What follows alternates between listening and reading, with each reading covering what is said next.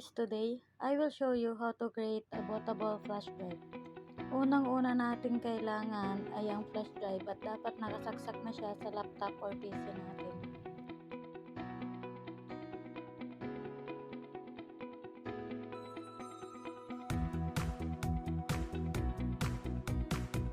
Pagkatapos ay search natin ang disk part. Then, click enter or open. Tapos, yes. Pag may nagpakita ng ganito, palagyan natin.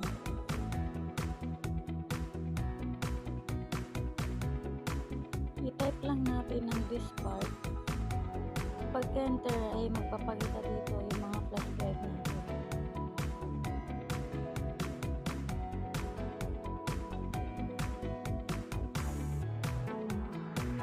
Next na itatype natin ay select this one.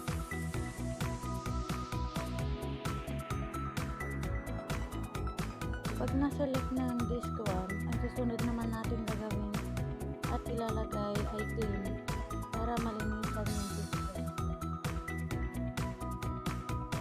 1. Next na ilalagay natin ay create partition primary.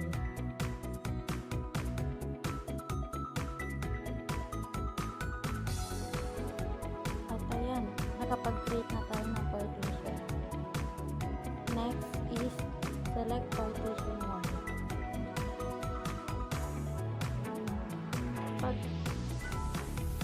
Pag na-select na yung partition 1, ang next naman natin ilalagay o ita-type is active para ma-active na yung partition na ginawa natin.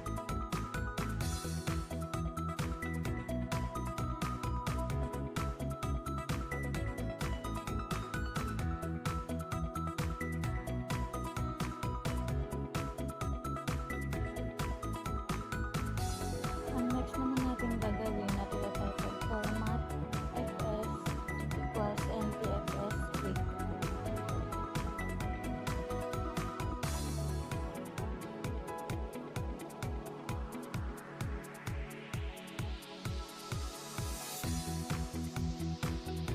Pagka-enter natin, wait lang natin itong ma-format ng tuluyan.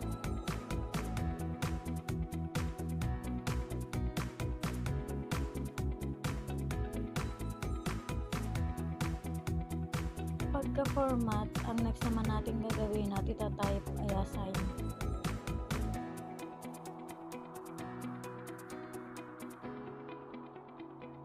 Pag na-assign na, ang last natin gagawin at ita-type ay exit. Pagka-exit ay pabalik na dito sa may screen. Ngayon, ang gagawin natin ay mag-download ng Windows 10. Pero since nakapag-download na tayo ay meron na dito sa document.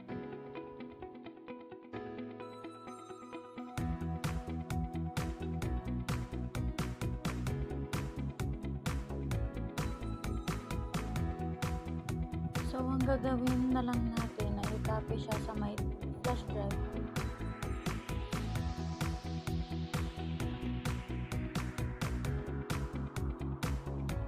Pagkatapos natin ma-copy paste, ay may lalabas na ganito. Hintayin lang natin itong maging 100% para all goods na. Medyo matagal-tagal ito, kaya hintayin lang. At i-pass forward na.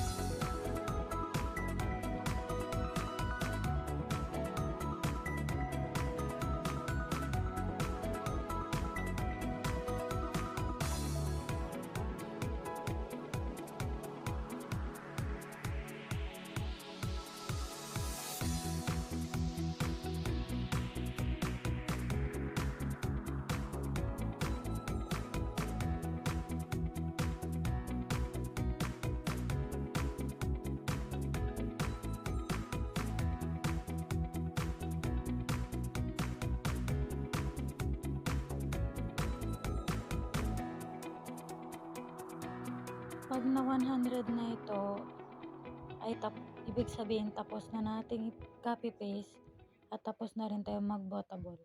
Thank you.